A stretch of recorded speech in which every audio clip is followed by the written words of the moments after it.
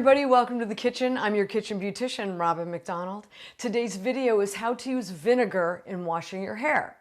I like to recommend an apple cider unfiltered vinegar that you can pick up, I think at your grocery store, but most certainly any health food store. Now, apple cider vinegar has long been used as an antibacterial and a natural way to break down buildup on the scalp of old hair product and dead cells. In today's formula, we're going to use about 1/3 cup of apple cider vinegar, the juice of half a lemon. Lemon has natural lightening and brightening properties, and it's great for hair. And then for this, I'm also going to recommend that you use about 2 tablespoons of your own shampoo. I like to use a sulfate-free shampoo. They're pretty much available anywhere right now. Just whip this up with a whisk or throw it into a bottle and shake it up. Take it into the shower with you.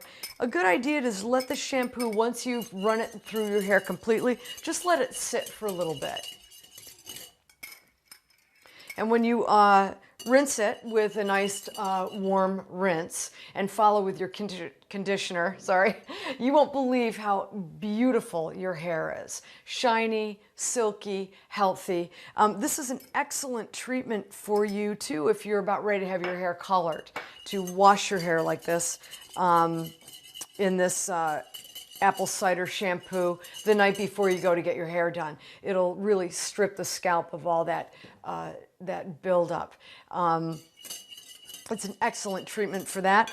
Also, you can use the apple cider vinegar on its own as just like a flash rinse to rid the scalp again of that debris that builds up, that manifests itself as dandruff later on. So get yourself some apple cider vinegar. It's an excellent thing to have around the house, have in the kitchen. Like I always say, there's no place like home.